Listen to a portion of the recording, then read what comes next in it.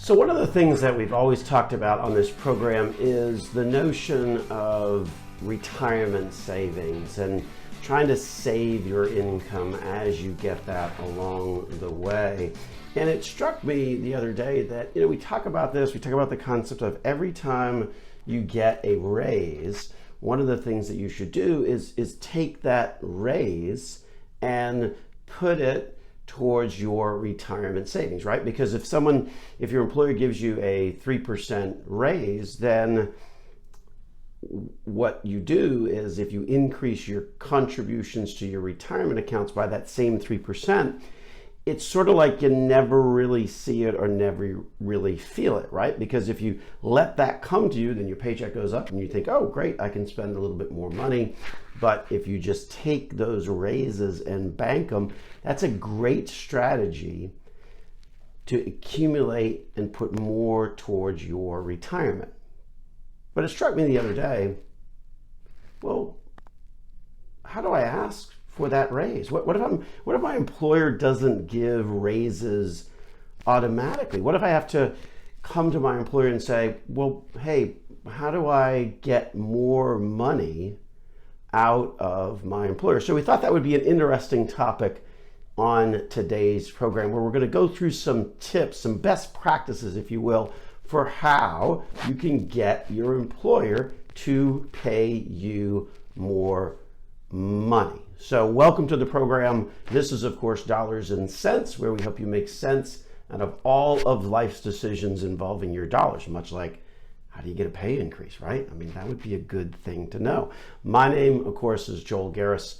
I'm a certified financial planner, certified financial fiduciary with Nelson Financial Planning, where our team of certified financial fiduciaries, unfortunately this week it's just me. We've had a run of a variety of our associates on the program the past few weeks. It's just me today, back to the old format. Next week, though, we will be joined, I'm not sure who's going to join us, but we'll be joined by one of our certified financial fiduciaries on the team at Nelson Financial Planning. By the way, they're standing by this week to help you change your life with a successful and cost-effective financial plan. So, how do you get that raise, right? We talk about save the raise, right? So if you get a raise, you immediately turn around and put it into your retirement account. Well, how do you get it in the first place? So there's some best practices that we can kind of think about here. And it really starts with, as with anything in life, it starts with being armed with good information, right? So when you're asking for a salary increase, one of the things that you want to do is some research. Research the salary data for the job it is that you have. There's a ton of websites out there. One of the more popular ones, of course, Indeed.com. It's also like a posting of your resume site, job search type of site. It's also got a lot of research and data out there as well. Matter of fact, a lot of these tips actually come from the folks at Indeed. And so there's resources that you can use to help find out what the normal salary is for your particular occupation. And then, you want to also look at your area, your position, whether you've got skills or credentials. Maybe you've taken on additional responsibilities. Maybe you've achieved an additional certification in your industry. Those are the kinds of things that you want to have your research done ahead of time, so that when you go into the conversation, you've got something to offer or something to discuss, rather than, hey, can you pay me more money?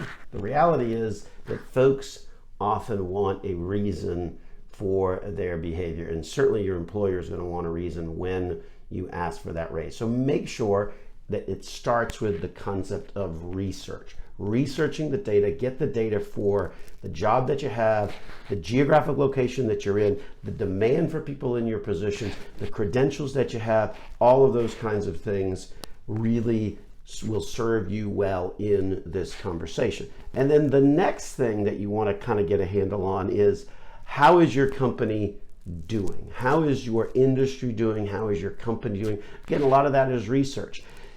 one of the things that would be quite obvious is that if your company is laying people off, it's probably not a good time to ask for a raise.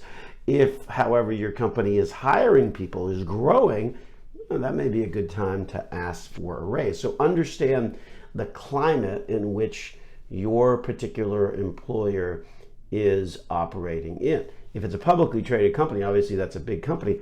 All of their financials are public information, so you can get a pretty good handle on what's going on with that public employer. If it's private, well, then you may just kind of have to look around and kick some tires and see, okay, how are we doing as a business? Are we in an industry that is growing? Are we a tech company, or are we a buggy whip manufacturing company? Probably the buggy whip manufacturing company might not be doing all that well with the whole, invention of the car thing. So understand your industry, understand where you are at. And then it's important to sort of reflect on what you've been able to achieve. If you've been able to achieve some specific accomplishments, maybe you got Employee of the Month, or maybe you took the initiative or took the lead on a program or a customer solution or those kinds of things. Maybe you've taken on additional tasks. Those are all the kinds of things that you want to sort of make a mental presentation, if you will, of your key points when you have that conversation with your employer. And then it's important to kind of know the number, right? So decide on the target. And this is where the conversation might very well turn into a conversation like you'd have on a used car lot.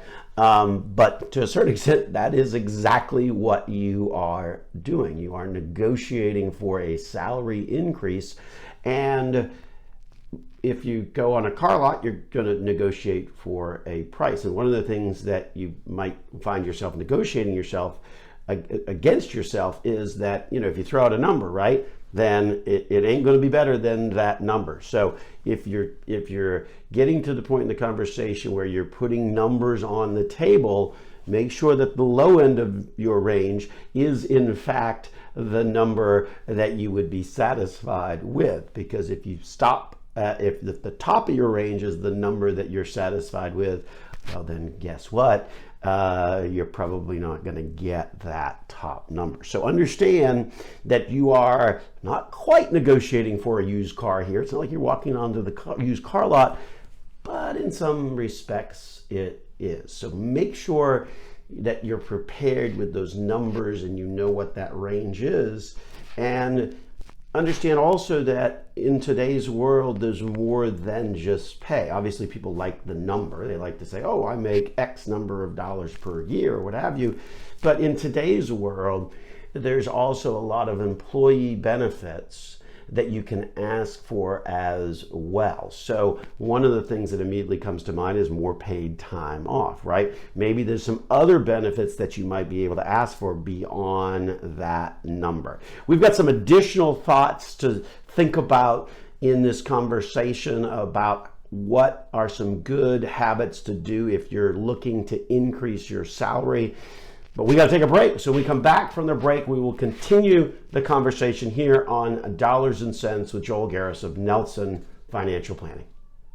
On the program, we are talking about ways to ask your employer for a raise. Kind of an interesting topic that you wouldn't necessarily hear on a financial planning talk show, but the reality is, when you stop and think about it, if one of the great strategies to save money for retirement is to take your pay increases when you get them and increase your retirement savings contribution accordingly, that way it doesn't really change anything in your life, because you take that extra money and you just save it before you get used to spending it. At the end of the day, maybe this is the kind of thing that we need to talk about more, because if you do get those raises, then you can accelerate your retirement savings. I guess the question comes back to the topic of the day here. How do you go about asking for that increase. Well, we talked a lot about some of the things to really be thinking about in the prior segment. We're going to give you 2 or 3 more items here in this segment. But to recap from the last segment, come prepared. Know your research, know your data, know where you are in terms of your salary versus the industry. Know how your company's doing. Is it growing? Is it laying people off? Those are the kinds of things to be aware of, and make sure that you take some time to really think about kind of what the target is and be prepared. If it's maybe not dollar amounts, maybe it's some additional employee benefits that you could be getting, paid time off, more flexibility, things like that, that ultimately would go towards that conversation. And then, as with anything, it's important to prepare. You've done your research, you've figured things out. Now take a moment to sort of prepare. And we're not talking about like a formal presentation, right? You shouldn't go in and have a PowerPoint presentation. This really is a conversation that you want to be having with your employer. But it's important to practice that. So talk to some family, talk to some friends. Worst case, even just video yourself as you're going back and forth. But that practice of role playing can really help you think through what you're going to say and how you are going to say that. So make sure you've sort of got an opening statement. And I think here's where I would say, make sure you're doing it face to face. I mean, the reality is that doing it in an email doesn't really provide for that instantaneous reaction, back and forth conversation. So make sure you're taking the opportunity to really say, okay, I want to find a time where I can sit with my boss and really have this conversation rather than just kind of blindly shooting off an email. Because if you've practiced with family and friends and have gotten some feedback, then ultimately you should be very well prepared to engage in that conversation. And I think here is where you got to think about the time of day even and the time of the year in terms of that conversation, right? You wouldn't necessarily want to hit your boss first thing in the morning or the last thing at night, because there's going to be other stuff on their mind that they're going to be dealing with. But so think about sometime in the morning before too much of the day has gotten past. I think one of the articles that I read suggested between 10 and 11 is usually a great time to have this conversation. Avoid Mondays, avoid Fridays for obvious reasons, right? Too much going on Monday. Friday, hey, we're all just trying to get to the weekend. So usually hump day is usually a good day to do that. If you happen to have an annual review process, then that's a great opportunity for you to take advantage of that conversation and say, hey, as part of this review process, how am I doing and what might I be able to achieve in terms of a higher income? Now, here's the kicker. What if they say no? Well, the reality is that you can drop back, ask for an alternative benefit, maybe more paid time off or something like that. But I think here's where you've got to be careful on your approach, right? You want to be grateful for having a job, and that's obviously important.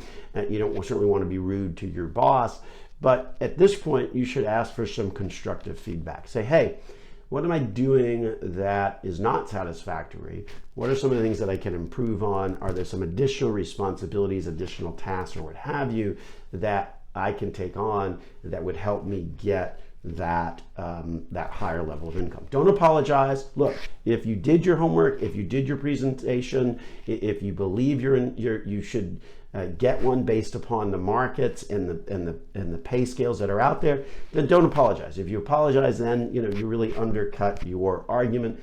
Thank them for the time and really lean into, if you were able to get some constructive feedback, make sure you're taking the time to follow back up on that feedback within, say, 4 to 6 months. And then that way you can sort of have some process of following up on it. So understand that maybe if you got rejected the first time around, well, then, maybe find a time to make sure that you're able to follow up.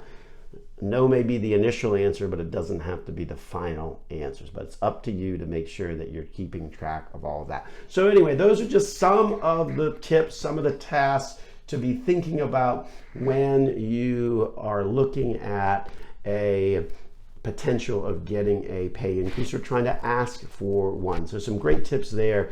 And ultimately, if you are successful, if you've missed that point already, one of the things that you want to do then is with that increase, you simply want to increase the amount of your retirement contributions accordingly, dollar for dollar with that increase, so you do not wind up spending that increase, but rather wind up saving that increase. So some good tips on that. Speaking of some tips, we've got an update on Secure 2.0. A few weeks back, we talked a lot about this legislation that had actually passed the House Ways and Means Committee pretty unanimously. And so at the beginning of the summer, it really looked like that legislation was going to pass. It sort of seemed destined to pass, but I think it wound up getting out of the House Ways and Means Committee back in May. And so maybe this was more than a few weeks ago that we did this particular topic on the program, but it really did seem like Secure 2.0 was going to pass. It really did have bipartisan support. Think about it. It passed the House Ways and Means Committee on a unanimous basis. Well, here's the latest. First of all, let's take a step back. What is Secure 2.0? It is a pending piece of legislation up in Congress that does a lot of things as it relates to retirement and retirement accounts in an effort to boost retirement savings. And here's where I guess the juxtaposition of the issues that the folks in Washington face is you've got a lot of folks that have not saved for retirement, unfortunately.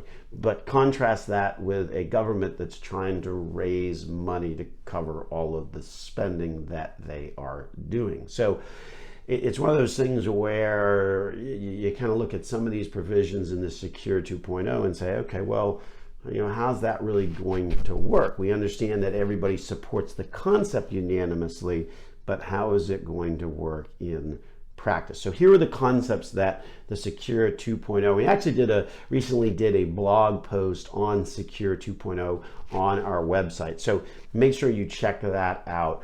The blog post is on the blog tab, shockingly enough, on our website at nelsonfinancialplanning.com. So if you want to learn more about some of the details on the Secure 2.0 Act that is pending in Washington, definitely take a moment to go to the website at nelsonfinancialplanning.com and check out the blog post.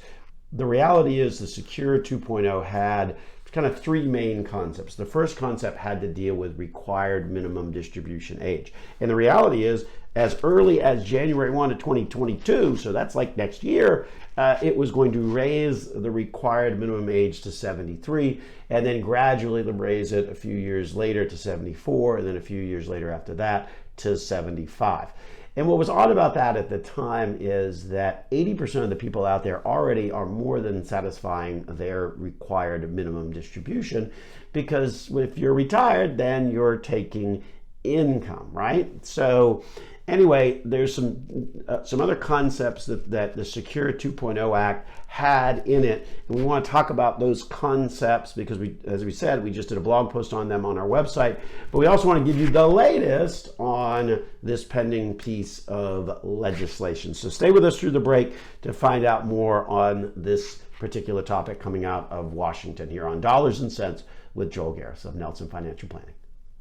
Talking on the program about sort of an update to Secure 2.0, we recently did a blog post on our website at Nelson Financial Planning about this legislation that actually passed the House Ways and Means Committee back in May unanimously, meaning both Republicans and Democrats actually supported the concepts.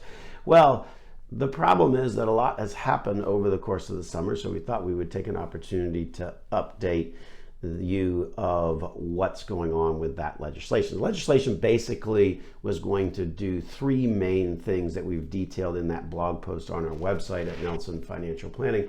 First of all, it was going to change or increase the required minimum distribution age as quickly as next year up to age 73.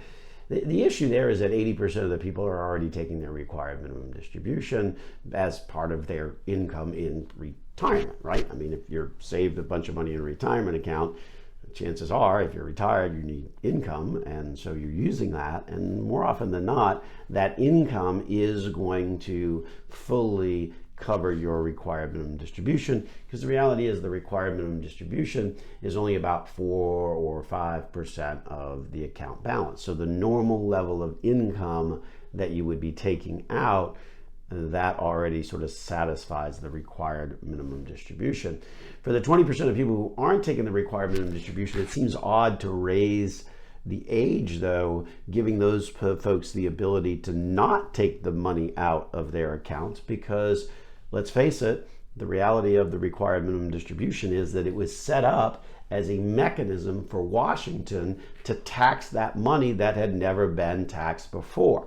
Understand what's going on there. You put money into a retirement account, it's usually pre-tax money, right? And so that means that you don't pay taxes on it when you put it in, you pay taxes on when you take it out. So if you're giving folks the opportunity who aren't taking money out of their IRA, meaning that they got money elsewhere and they're getting money from other places, and you give them the opportunity to continue to not take that money, I don't know how that accomplishes the goal of trying to raise revenue to pay for some of these things. And that may be the biggest reason why passage or what was expected back at the beginning of summer, that this act would pass without any trouble at all, now it looks like it's really not going to see the light of day. Now, obviously that stuff can change, but it seems that there now is just too much other stuff going on, and that's certainly the case between the infrastructure bill, between the other stimulus bill that is sort of pending in Washington. It seems like this one has really hit the back burner. A couple of other things that it did, it expanded auto enrollment for employees with employer plans. And that's fine. The reality is that I don't know that our government needs to be that paternalistic, but again, to the extent that people aren't saving for retirement, this sort of auto forces them to do that. And then it also increased the catch-up contribution limits, indexed them to inflation, but interestingly sort of flipped the catch-up contributions, which are available on retirement accounts after age 50. It was actually going to kind of flip them over to more of a Roth-only approach, which basically means that, yes, that raises money for the government, because remember, with Roth, you're putting that in on an after-tax basis. So that's the latest on the Secure 2.0. It really does look like that it stalled. Even though it passed the House Ways and Means Committee, would have increased required minimum distribution age, would have increased the amount that you could put in as a catch-up, albeit on the Roth side.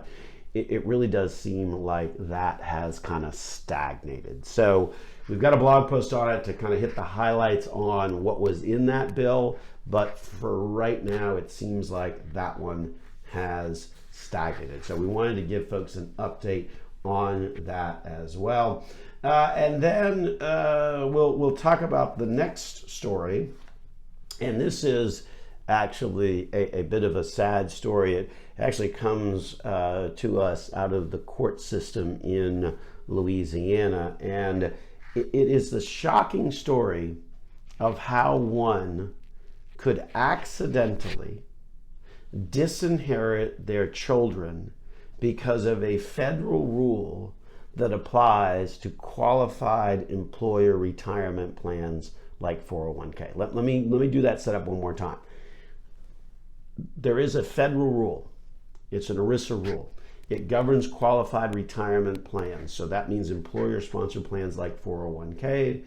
And those federal rules will trump, at least according to this court case in Louisiana, other decisions that you have made in terms of your beneficiaries. So let's take a step back and sort of paint the picture and give you the facts of this story.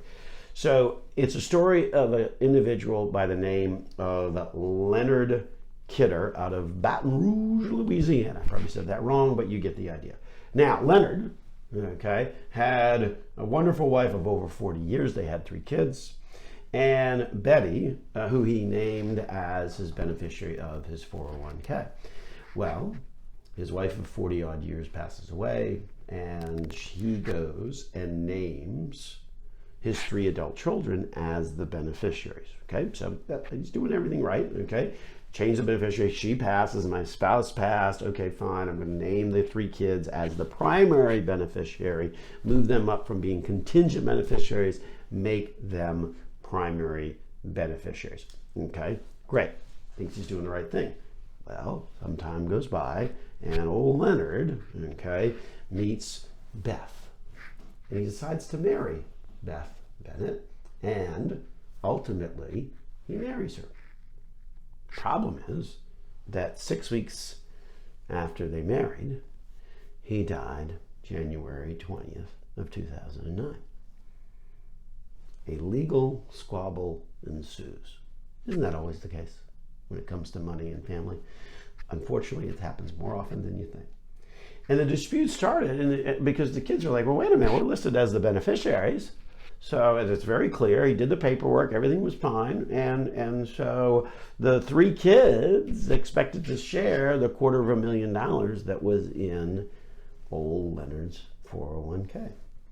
Well, the new Mrs. Kidder, Beth, of only 6 weeks, had other thoughts.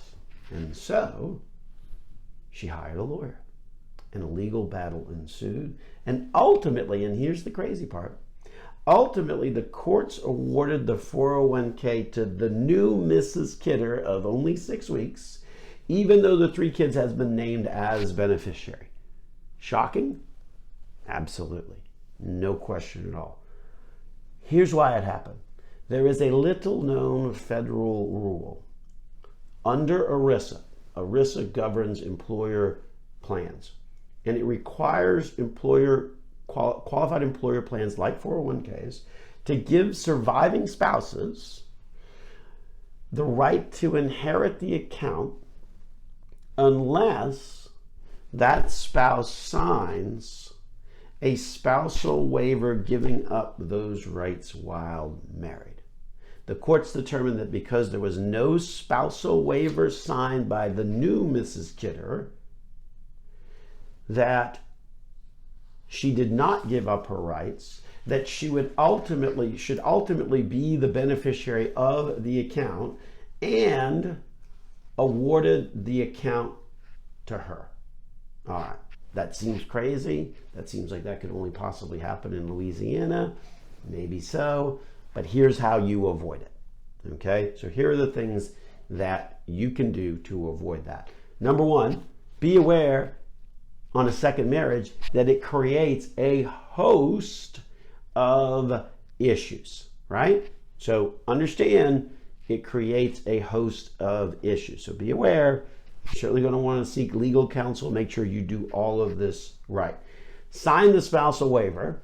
Make sure that the new spouse is signing the spousal waiver. Even if you're doing a prenup, make sure that it specifically states that the new spouse agrees to sign the spousal waiver, because that is what is required under the rules of ERISA.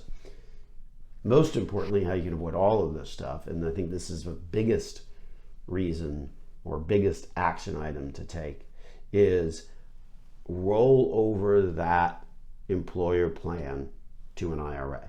Because an IRA, the ERISA rules do not apply. And if you do that, then you can name whoever you want. Even after marriage, many company administrators will not require the spouse permission to name the beneficiaries on the IRA. So just understand that the rules on the IRA are a little bit more flexible than some of the rules that exist on qualified retirement plans. So don't turn into Leonard Kidder. Make sure you're aware of these issues as it relates to naming beneficiaries on a qualified employer plan. We're going to take a break. We'll be right back here on Dollars and Cents with Joel Garris of Nelson Financial Planning. So you've got an annuity. Sorry. As you know, if you are a somewhat regular listener or a regular listener to the program, you know that we are not particularly big fans of the A word, okay? And I know there's a lot of programs out there on the weekends that talk around it and they never use that annuity word, but that's what they are talking about. Anyway, I don't want to digress on that. What I wanted to do on this segment was actually talk a little bit about the tax implications that happen when you have an annuity. So let's assume that unfortunately you wound up with one, and we want to talk about on this segment of the program some of the tax issues, some of the tax implications to owning that. So welcome back to the program here on Dollars and Cents, Central Florida's longest running radio program. My name is Joel Garris. I'm a certified financial planner, certified financial fiduciary of Nelson Financial Planning, recently named the People's Choice Award winner for the best of Central Florida on the television show that airs on the local CBS affiliate here in Orlando. So we're very excited about that. So we welcome in a host of people on a variety of stations throughout Central Florida, along with, of course, our top 25 financial planning podcasts on the World Wide Web. So all kinds of places where you can check us out. Recently hopped in on Amazon Music as well. So look for us on any of those platforms. If you get lost, you can't find the particular channel, whether it's YouTube or iTunes or Spotify or Amazon Music, go directly to our website, Nelson Financial Planning. Bunch of icons in the upper right-hand corner. Click on the one that looks most familiar, and you'll get directly connected. Make sure you subscribe when you do that. And that way, when we put a new program in, then you'll get a notification that there's some new material that is there. Anyway, talking about annuities and taxes, and there's sort of a host of issues that folks need to be aware of when it comes to annuities. And understand, first of all, what an annuity does and what it doesn't do. What an annuity does is it does provide for tax-deferred savings. And this may be, in fact, the single best feature of why we might potentially say to somebody, okay, you may want to put some money into an annuity because you wind up getting tax deferral of that future growth. It's a very, very rare case, but if you've maxed out your retirement accounts, if you're in a high level of income, maybe it might be time to say, okay, I want something where I'm going to get additional tax deferral so that I don't have to pay the taxes along the way. That certainly is one of the features about an annuity, that from a tax planning, and let's face it, there might be more tax planning on the horizon for folks to consider if tax rates continue to go up. That may be something that may be part of the equation. Anyway, that's the best feature. It's a tax deferred vehicle. Understand though that there is an age restriction in order to get that tax deferral. And that age is the same age that you would find as it applies to retirement accounts. So that's age 59 and a half. So if you put money into an annuity and you are not age 59 and a half and you want to access that money, whatever the profit that you've got in that annuity is going to be not just income taxable, but there will also be a 10% penalty because you are not age 59 and a half. So in our view, it really is silly to kind of have an annuity when you are younger, because if you wanted to access that money, then you would wind up paying not just taxes, but also a 10% penalty. And I guess this is where we got to take a moment and talk about qualified versus non-qualified annuities, right? So a qualified annuity is a retirement annuity. So that could be an annuity that you have through a 403B. That could be an annuity that you had when you rolled over a 401k or whatever the case may be. But that's basically an annuity that is a retirement account inside of a tax deferred account. That's one of the reasons why we're like, well, why would I have an annuity in that case? It's kind of like when we've often described it as wearing a belt and suspenders at the same time. You wouldn't necessarily need to do both. So why would you do that as it relates to having a IRA and then putting it into an annuity, which is a tax deferred vehicle anyway? So, you're putting a tax deferral into a tax deferral. You don't get double tax deferral. It's still going to just be tax deferral. But anyway, a qualified annuity is basically that, a retirement account where all of those dollars are going to be taxed as ordinary income as you use them.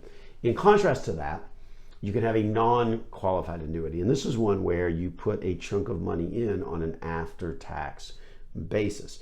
And that basis is an important concept to remember, because that money as an after-tax investment, you will not ever have to pay any taxes on that. That's sort of like a capital contribution or a cost basis when you buy a fund or a stock. That money is after-tax money, so it doesn't create any tax consequences when you get to taking that portion of the annuity out. But here's where it gets a little bit convoluted, because when we think about an annuity, like these non-qualified ones, the earnings are going to come out first. So what that means is that, let's say you put $100,000 into a non-qualified, that $100,000 was after tax.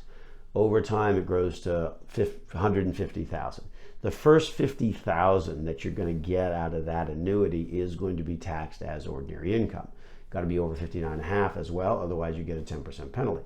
When you get down to that 100 that you originally put in, that's coming back to you without any tax implications. So that's one of the tricky parts of kind of how all of that works. As you're then utilizing the annuity, the taxable portion is going to come out first.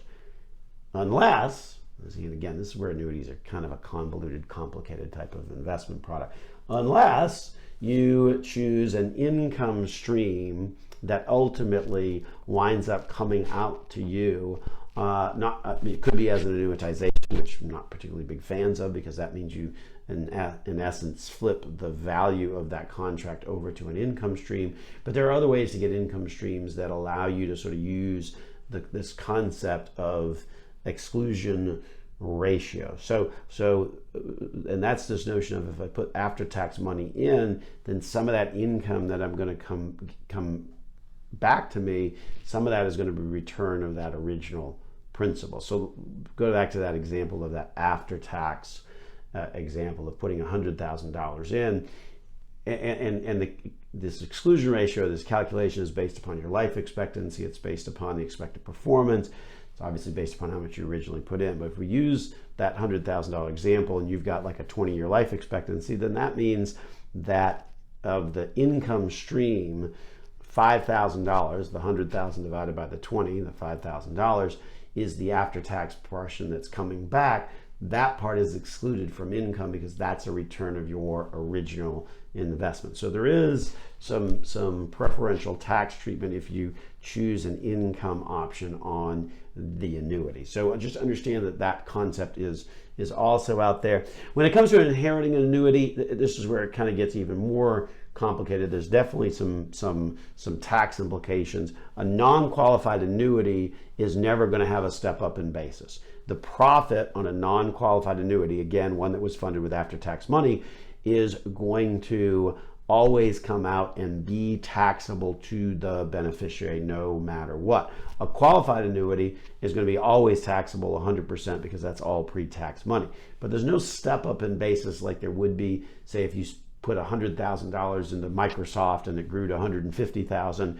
There's no step up in basis for beneficiaries. There's some options to take out over 5 years. If you're the spouse, you can continue. But just understand that there's also some interesting tax implications for beneficiaries as well. So bottom line, beware of an annuity from a tax perspective, because there's a lot of wrinkles to it. Much more than we've got time for on the program. So we will wrap it on up and get on out of here. Thanks for listening to the program. This has been Dollars and Cents with your host, Joel Garris of Nelson Financial Planning.